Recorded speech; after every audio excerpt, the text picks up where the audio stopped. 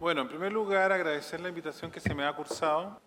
Cuando se me invitó al seminario, la verdad es que yo dije, ¿qué más se puede decir sobre bases y principios del derecho administrativo sancionador en Chile? Porque uno dice que parece que la rueda de la historia está clavada sobre algunos temas que ya estarían relativamente resueltos. Pero bien se sabe, y seguramente se ha planteado acá un par de sentencias este año dictadas por el Tribunal Constitucional, uno vinculado al Código de Aguas, pero otro directamente con el tema de la potestad sancionadora del CERNAC, ha abierto la Constitución, o sea, la discusión desde el punto de vista constitucional. Así que esto me permite un poco buscar esas viejas presentaciones que tenía guardadas para explicar, creo que lo que se entendía ya resuelto y para tratarlo el día de hoy nuevamente. Existe lo que algunos llamamos el sarcasmo del derecho administrativo sancionador, porque cuando hablo del sarcasmo, porque la pregunta es la siguiente: ¿alguien sabe acá, o quizás me podría decir, la cantidad de infracciones administrativas que existen hoy día en nuestro ordenamiento? De hecho, yo podría ser un poquito más provocador y preguntarnos si alguna vez ustedes en la vida no han cometido nunca una infracción administrativa. Esto siempre lleva a la reflexión y todos se miran, Yo creo que he cometido varias. Tanto es así que hace un tiempo atrás estuve con un fiscalizador del Servicio de Impuestos Internos y la sensación que tenía es que si el hombre apretaba un poquitito más, algo iba a encontrar, ¿cierto? Por último me iba a rayar la pintura del auto, pero algo me iba a hacer. Porque al final la cantidad de deberes que nos impone la administración necesariamente están asociados a posibles incumplimientos de infracciones y por lo tanto ahí se da una cosa que es bien relevante. Solamente dejo planteado acá porque más de alguno ha tratado de discutir la posibilidad de aplicar lo que se denomina el error de prohibición, porque es casi prácticamente imposible saber todos los deberes que se nos imponen en distintas áreas, pero si uno coloca el error de prohibición prácticamente es imposible que la administración pueda exigir el cumplimiento de ciertos deberes y ahí se produce este efecto. Y segundo, la sensación que a veces existe es que la administración cuando aplica las sanciones tiene cierto margen de, no digo discrecionalidad, sino que de arbitrariedad, que es la percepción. No digo que sea así, pero es la percepción. Muchas veces llega un inspector municipal y le dice, ¿y usted hizo una ampliación y tiene permiso? Le dice, bueno, la hice yo y todos mis vecinos. Sí, pero lo pilló usted. Bueno, pero esto es injusto, dice. Me sorprendió a mí, pero es que todos hacen lo mismo. Sí, y ahí surge una cosa casi ya, podríamos decir, vital, porque uno dice, yo puedo alegar la igualdad ante la ley, ante la ilegalidad. Lo que quiero sostener acá es que muchas veces en esta materia uno se encuentra en las manos del Estado al momento justamente de realizar una actividad. En segundo lugar, también depende de la suerte que nos sorprendan, pero también depende de la voluntad del Estado si nos quiere o nos quiere sancionar. Entonces acá siempre estamos en una suerte de dicotomía acerca de si es posible o no entender que este poder se puede racionalizar. Entendemos que hay infractores que incumplen y juegan mucho un rol de incumplidor porque les conviene y económicamente es rentable.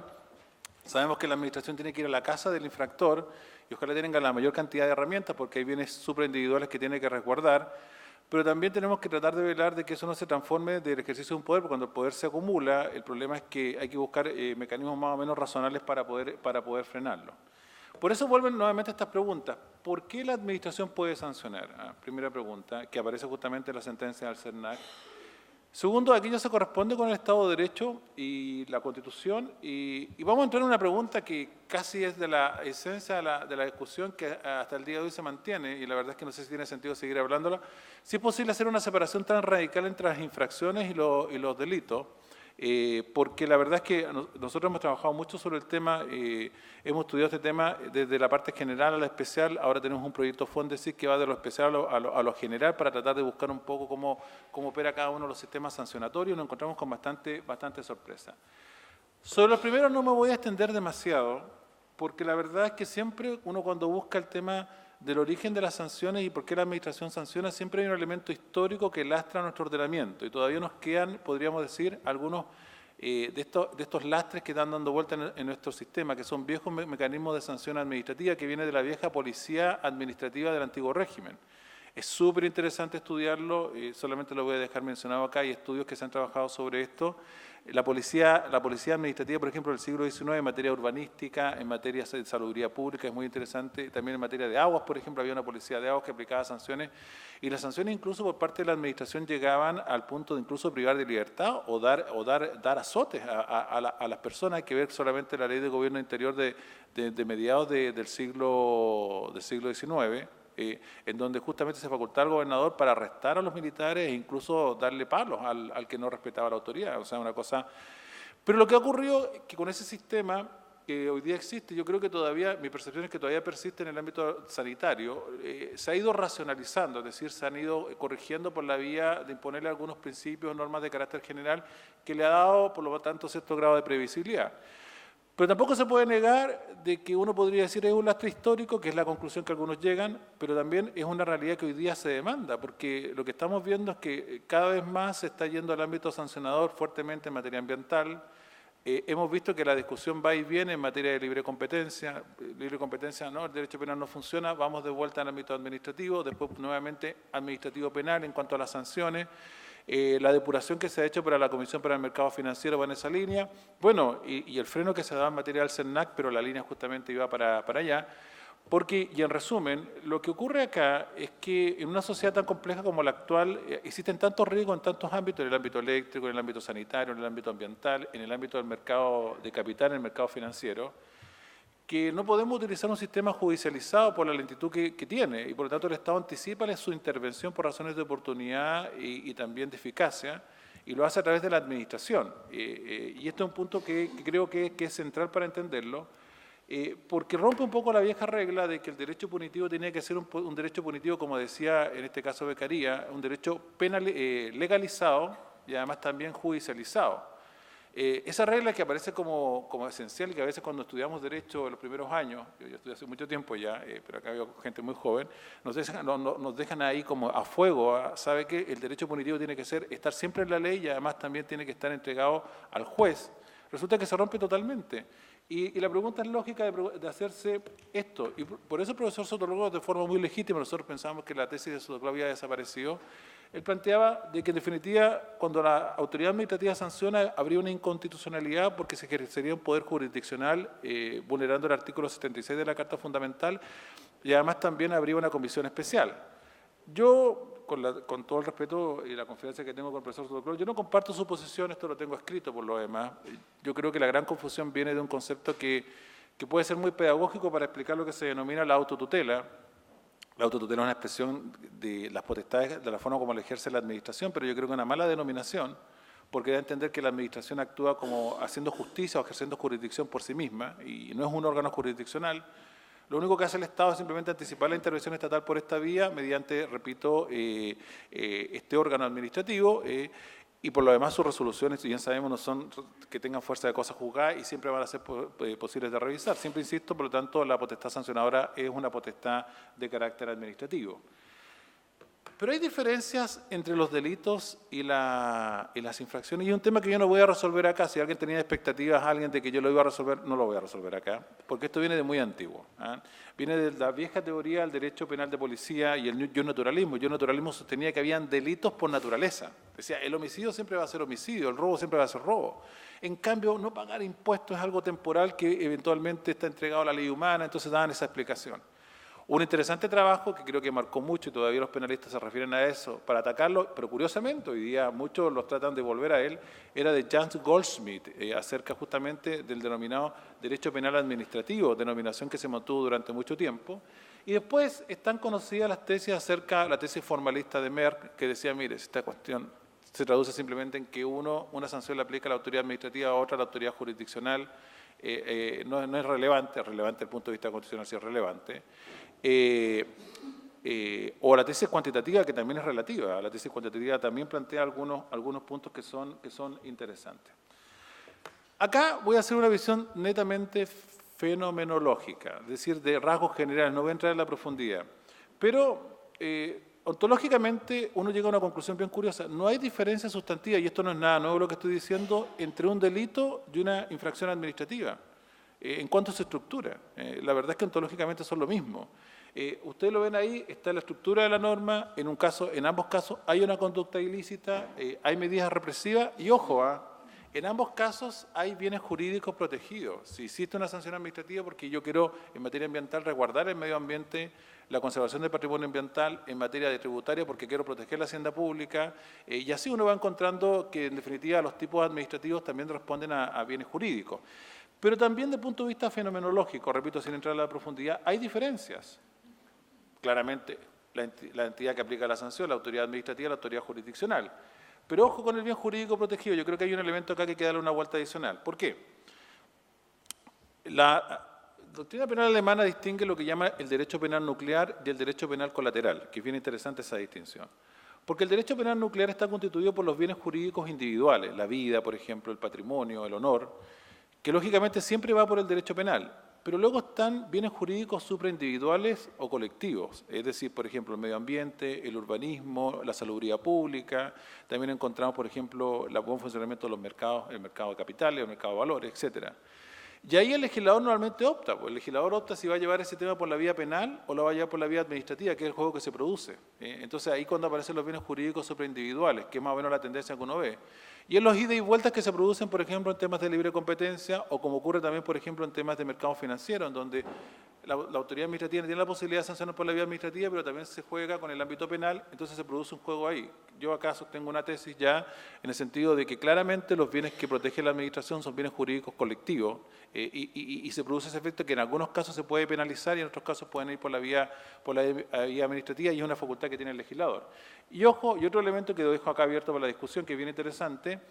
Todo el derecho penal se construye por regla general, ahora digo regla general, sobre la base de que el sujeto infractor es una persona natural, no una persona jurídica, los tipos penales, salvo los casos excepcionalmente que están hoy día en la ley de responsabilidad de la persona jurídica, la 20.393, pero sobre determinados delitos, es decir, lavado de dinero, cohecho, soborno, financiamiento del terrorismo, ahí aparece determinados tipos, pero todos los tipos penales suponen que el sujeto que comete el ilícito es una persona natural, salvo los casos que acabo de mencionar. En cambio, en el ámbito administrativo es indistinto. Puede ser persona natural o persona jurídica.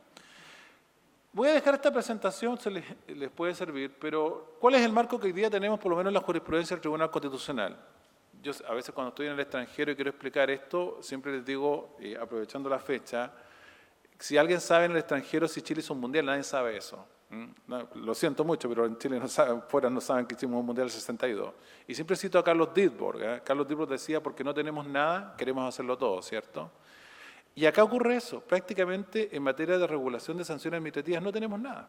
Eso es lo que tenemos. Saltamos desde la Constitución a la regulación particular y entre medio tenemos una suerte de vacío que llega a discusiones bastante singulares, que son fundamentales de resolver, ¿rige o no rige el principio de culpabilidad? ¿Cuál es el plazo de prescripción que se aplican a las sanciones? Acaba de salir una sentencia ahora respecto al tema de la UAF, que es curiosa. Nuevamente insiste ahora en que tienen que ser en lugar de 6 meses o 5 años. Estamos jugando la vida de las sanciones administrativas en el plazo de prescripción y llegan a soluciones que en mi parecer son incoherentes. Porque por no informar una operación sospechosa de lavado de activos, financiamiento del terrorismo, me aplican 6 meses. Me descoordiné con la luz, lo que pasa es que me escandiló. Se paga. Sí. Pero me gustó más lo de Alejandro que me mostró la mano ahí. Me dicen que 5 años y resulta que el delito de lavado de activos tiene la misma plazo de prescripción, es decir, no informar una operación que eventualmente pudiera ser lavado de activos, quizás no lo es, tiene 5 años de prescripción, igual que el delito de lavado de activos, que es el delito base que se denomina. Entonces se produce alguna situación de incoherencia. El Tribunal Constitucional nos había dicho de que el concepto de pena que está a nivel constitucional es un concepto amplio que comprende la pena penal y la pena administrativa, y que el Estatuto Constitucional de las Penas en principio se aplican con matices en ambos ámbitos. Vuelvo a repetir, esto se los voy a dejar acá para que lo puedan tener presente, pero lo dice el Tribunal Constitucional, por lo más está publicado. Ojo, que es una facultad discrecional del legislador ir por la vía administrativa o ir por la vía penal. Él decide, por ejemplo, hoy día quizás un ilícito anticompetitivo va por la vía penal, después puede ir por la vía administrativa, una decisión de política legislativa, pero le coloca algunos límites. Unos límites que son bien interesantes y que con eso voy a terminar ya luego en mi presentación. Ojo, principio de proporcionalidad. Segundo, que las penas privativas de libertad solamente se pueden aplicar por la vía judicial. No es que lo diga expresamente la Constitución, pero se presume así. Si usted, legislador, quiere sancionar esa conducta con pena privativa de libertad, tiene que llevarlo por la vía judicial, no lo puede llevar por la vía administrativa. Y tampoco una sanción administrativa puede llevarse tampoco o decaer o dar lugar a una sanción o una medida de carácter punitivo o privativa de libertad, que son como reglas bastante básicas que nos entregan. Ahora bien, en ese sentido, el Tribunal Constitucional, voy a volver atrás, legitimó lo que se había sostenido por la doctrina ya de que era constitucional la existencia de sanciones administrativas. Lo que pasa es que produce la perplejidad de la sentencia del CERNAC, a propósito de la forma como lo sostiene y que viene en su origen en la modificación del Código de Agua.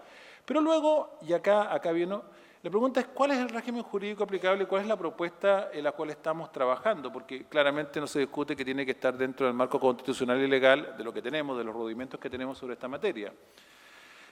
Esto que dice los principios constitucionales del orden penal, dice que no se puede soslayar, y luego, ¿qué pasa en el orden legal?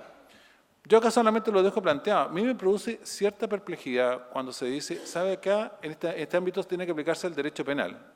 Y yo tengo una gran duda, ¿qué es el derecho penal? Lo dejo planteado. Ustedes dirán, ¿pero por qué es el derecho penal? Si todos sabemos que es el derecho penal, es que no existe un derecho penal. ¿Es el Código Penal? ¿O las normas extracódigo penal? Porque el tratamiento que se hace incluso de los delitos es distinto. Depende, por ejemplo, si es un crimen, un simple delito, una falta.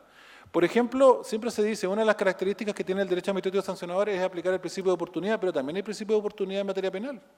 Depende del delito, ¿cierto? De la gravedad del delito. Ahí uno puede jugar justamente con el tema.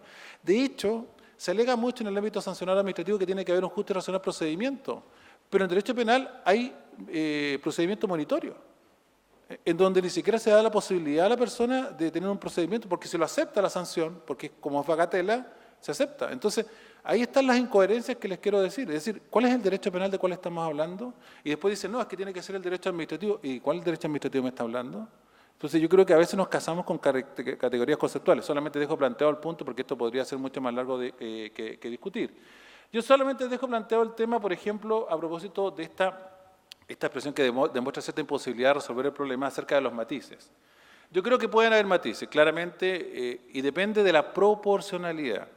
Claramente, si la sanción es mucho más grave, como una pena privativa de libertad, y estamos en sede penal, todas las garantías, una persona independiente, un juez, un estándar probatorio súper elevado, más allá de toda duda razonable, un procedimiento en donde haya derecho a la defensa, una tipificación de la conducta porque está en juego la libertad de la persona. Pero si la sanción es mucho menos grave, y un plazo de prescripción más largo, pero si la sanción es menos grave, pueden haber niveles de flexibilidad, como ocurre, por ejemplo, que puede haber una tornación del principio de legalidad como se reconoce, y por lo tanto puede estar complementada por el reglamento. Yo sostengo, por ejemplo, que en materia de sanción administrativa, y a veces parece que no me han escuchado los colegas porque me han criticado de forma muy dura, rige el principio de culpabilidad. Pero mire lo que sostengo, y acá lo digo con claridad, es que también pueden haber presunciones de culpabilidad que operan en la práctica. El señor que no declara dentro de plazo su impuesto, lo van a sancionar, porque se presume que lo hizo de forma infragante. Pero si prueba, por ejemplo, que en ese momento hubo fuerza mayor porque tuvo un accidente y no pudo hacerlo, demuestra primero de que hubo culpabilidad, porque descartando la posibilidad de que está, o sea, dando cuenta de la imposibilidad de poder haber hecho la declaración, demuestra justamente el elemento. Lo que pasa es que yo no puedo colocar de cargo de la administración probar la culpabilidad, que es distinto. Por lo tanto, con las presunciones de culpabilidad resuelvo el tema y demuestro que existe el principio de culpabilidad. Lo que pasa es que rompo otro elemento, la presunción de inocencia. ¿Ya? No sé si me explico ahí, que es diferente. Hay que separar culpabilidad de presunción de inocencia. Y ahí comparto lo que dice Rosa Fernanda Gómez sobre el margen de discrecionalidad. Claramente yo puedo dar un mayor margen de discrecionalidad en el ámbito administrativo que no así en el penal, por un tema de seguridad. Y esto es más o menos la idea que sostuvo o ha sostenido el Tribunal Constitucional, y con esto ya voy a ir cerrando. No sé cuánto me queda, Alejandro. Nada. ¿Ya estoy listo? Bueno, pues nada. Después otro día les voy a contar el final de la historia, no, se los cuento brevemente. Muy simple. El tribunal le ha dado en el clavo a propósito de la ley Emilia y a propósito de la ley de control de armas, porque la proporcionalidad es cuán grave es la conducta, y el cuán grave es la conducta depende de la pena que le asigne el legislador. Ahí está el juicio de proporcionalidad. Cuando más grave es la pena, más grave es la conducta. Por lo tanto, cuanto más grave es la pena, más garantías, más legalidad, más un señor independiente juez y eventualmente mayor plazo de prescripción. Pero si el juicio de disvalor del juez es mucho menor, yo creo que desde el punto de vista constitucional se pueden dar mayores niveles de amplitud y discrecionalidad, y podemos tolerar un elemento no tan estricto de legalidad, podemos aceptar presunciones de culpabilidad e incluso jugarnos con el tema de la presunción de inocencia y, ¿por qué no?, un procedimiento monitorio que perfectamente se puede dar en el ámbito administrativo y romper eso. Por eso a veces uno entiende, y ahí es donde nos falta, en donde existe mucha gravedad, como ocurrió, y ahí sí que yo comparto el fallo, en el caso Corbanca, en que Corbanca Correnfil seguramente se ha comentado acá, en donde en definitiva era tan grave la multa que por lo menos tengo que decirle a este señor, ¿sabe qué?, aunque usted sea un banco, yo le voy a decir, esta es la conducta que le voy a sancionar y estos son los hechos sobre los cuales me baso. O sea, el mínimo derecho a la defensa. No le estamos pidiendo un procedimiento demasiado riguroso. Eso. Muchas gracias por la invitación y estoy a disposición de ustedes.